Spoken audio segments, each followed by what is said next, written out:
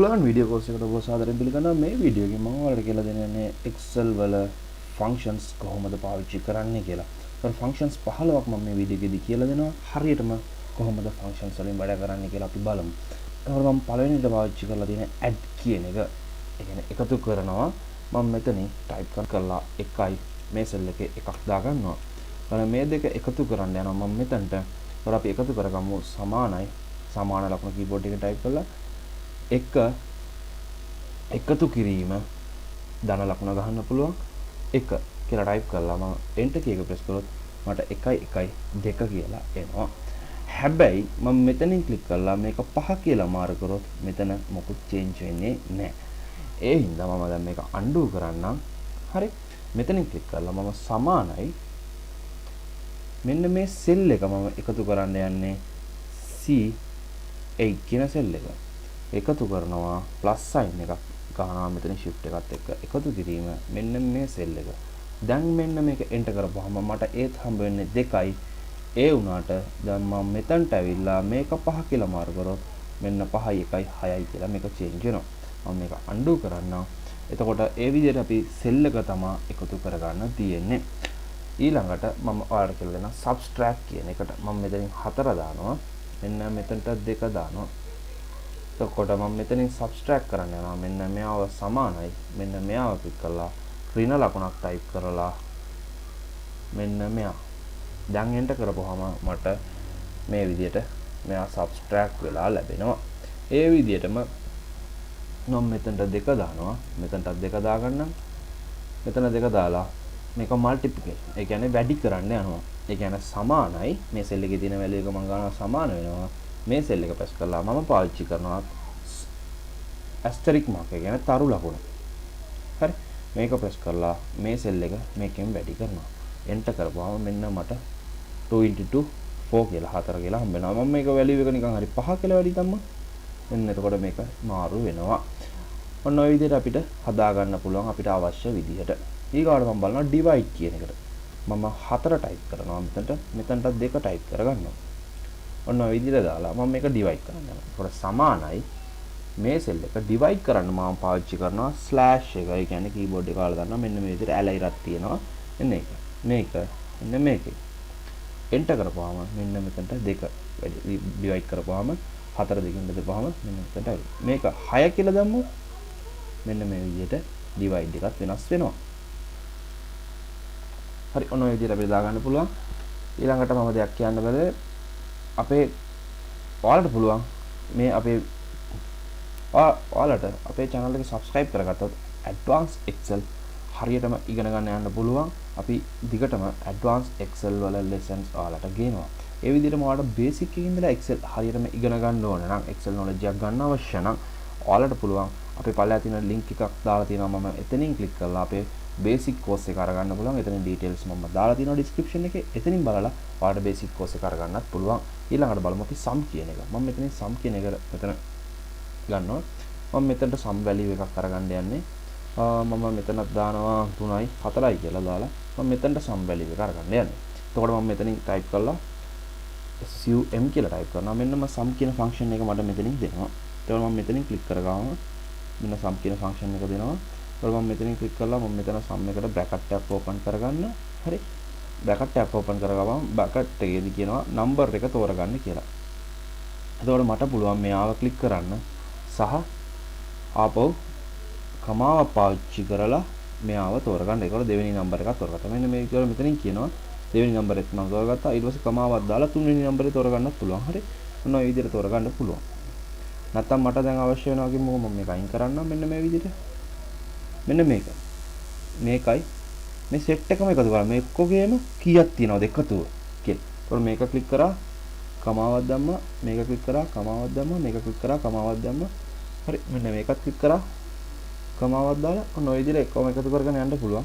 කියලා එන්ටර් කරපුවම මෙන්න උත්තරයක් මට මෙතනට ගන්න පුළුවන්. හරි 8 කියලා. හැබැයි දැන් මේ ඔක්කොම එකතු කරේ නෑ. දැන් මට අවශ්‍ය වෙනවා කියමුකෝ එක පාරම ගන්න. හරි ඔය විදිහට අපි ක්ලික් කරන්න අවශ්‍ය නෑ.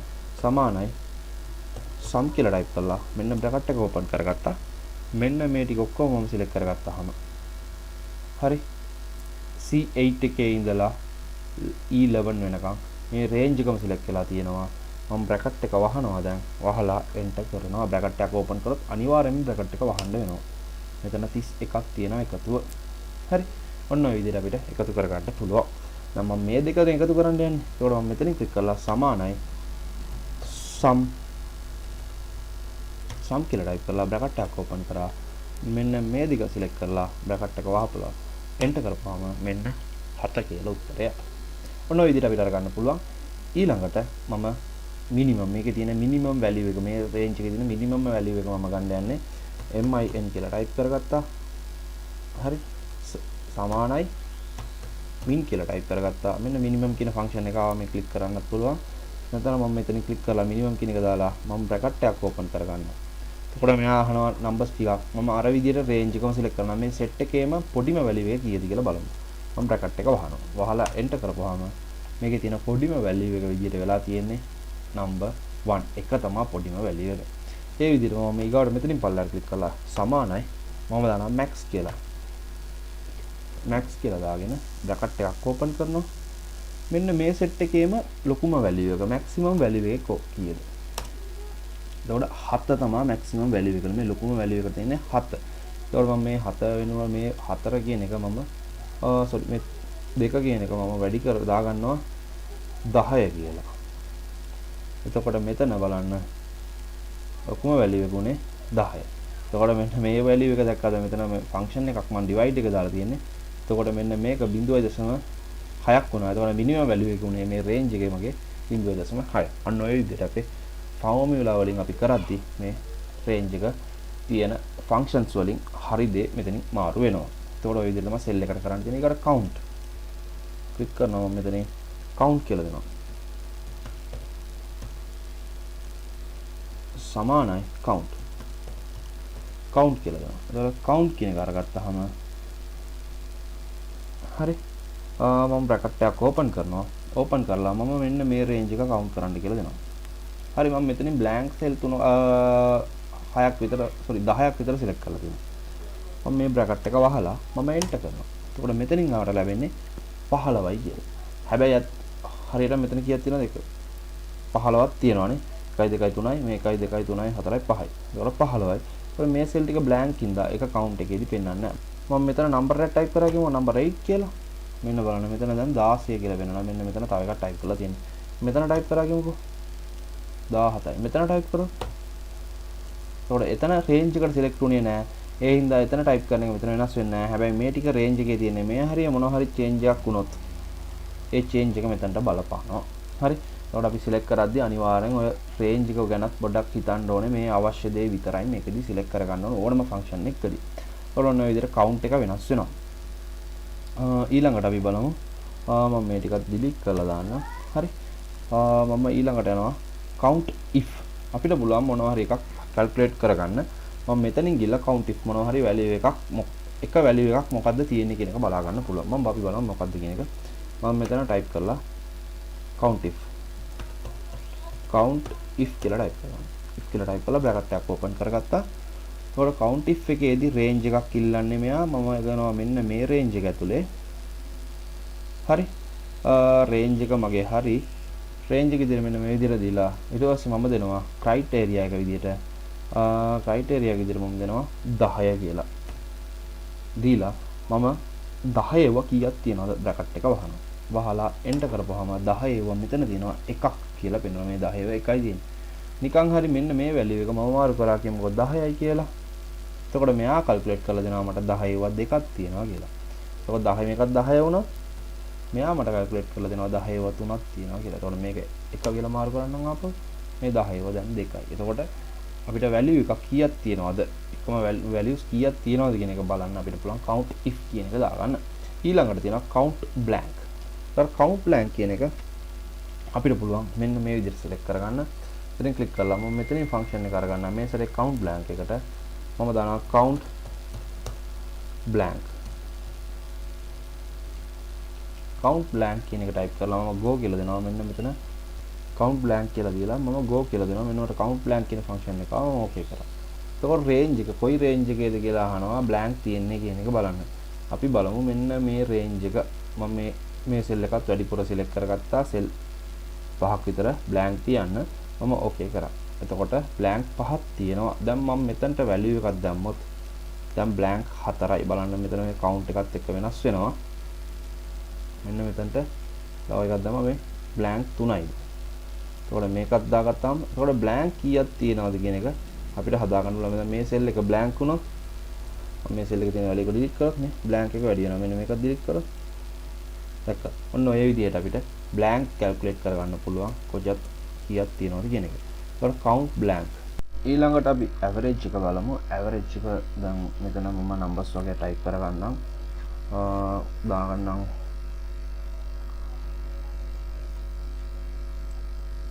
10යි 20යි 50යි මේ විදිහේ numbers තුනක් විතර දාගත්තා. මම මේ තුනේ average එක ගන්න යන්නේ. මෙතනින් click කරලා average කියන එක දාගන්නම්. එතකොට මේ තුන auto select වුණා. කමන්න මම මේ තුන select කරගන්නම්. select කරලා enter කරපුවාම මට මෙන්න මේ තුනේ average එක මට මෙතනින් හම්බ වෙනවා. එතකොට මට මේ value එක වෙනස් කරා කියමුකෝ. මම මේක දානවා 20 කියලා. මෙන්න 30යි. හරි මේ තුනම එකතු කරලා තුනෙන් බෙදපුවාම වෙන ගාන තමයි average එක කියලා කියන්නේ. එතකොට average එක ඔන්න ඔය විදිහට අපිට calculate කරගන්න පුළුවන්. ඊගාවට මම ගාව තියෙන if කියන function එක. එතකොට if function එක මම දානවා මෙතන value එකක් දානවා මම 50යි කියලා. sorry 50යි කියලා දාන්න. එතකොට මම මෙතන if function එකක් දාලා පෙන්නන්නම්. සමානයි if කියලා type කරලා මම open කරනවා. if කියලා type කරලා bracket එක open කරලා මෙන්න මෙතන තියෙන cell එක value එක greater than 60 නම් 60ට වැඩි නම් කමාවක් දාලා මම quotation එකක් දානවා double quotation එකක්. ඒකේ මම දානවා මට මොනවාරි වෙන්න ඕනේ value එකක් මම දානවා pass කියලා. pass කියලා දානවා. කමාවක් දාලා if කියලා අපෝ type කරලා මම bracket එකක් open කරලා මෙන්න මෙයාගේ cell එකේ තියෙන value එක less than අනිත් පැත්තට දානවා less than 15 නම් less than 60 නම් 60ට අඩුයි නම් කමාවක් දාලා bracket එකක් open කරලා මම දානවා fail කියලා. fail කියලා දාලා මම bracket එක double quotation එක මෙතන මෙයාගේ close කරගන්නවා. මෙන්න මෙතනින් ගිහලා double quotation එක close කරලා මම කමාවක් දාලා මේ brackets දෙකක් මම open කරලා තියෙනවා. දෙකම මම වහනවා. right දෙකම close කරලා මම enter key එක press කරපුවාම මෙන්න මෙතන fail කියලා එනවා. ඒ කියන්නේ 60ට අඩුයි. මේ value එක මම 80යි කියලා වෙනස් කරොත් මෙන්න මෙයා pass වෙනවා. අන්න ඔය විදිහට අපිට if කියන function එක ගොඩක් දේවල් වලට පාවිච්චි කරගන්න පුළුවන්. ඒ විදිහට කරන දේවල් මගේ basic course එකේදී මම දාලා තියෙනවා. එතනින් ගිහලා ඔයාලට බලා ගන්න පුළුවන්. link එක තියෙනවා බලලා description එකේ. එතනින් බලන්න. ඊගාවට sum if කියලා කියන්නේ මෙන්න මේ විදිහට. sum if එකට මම මෙතනින් ගිහිල්ලා දා ගන්නවා දැනට name කියලා. name නම් ටිකක් දා ගන්නවා name කියලා දාගත්තා. මෙතන මම දානවා donation amount කියලා. හරි නිකන් දා ගන්නවා. ඊට මෙතන නම් ටිකක් දානවා නිමල්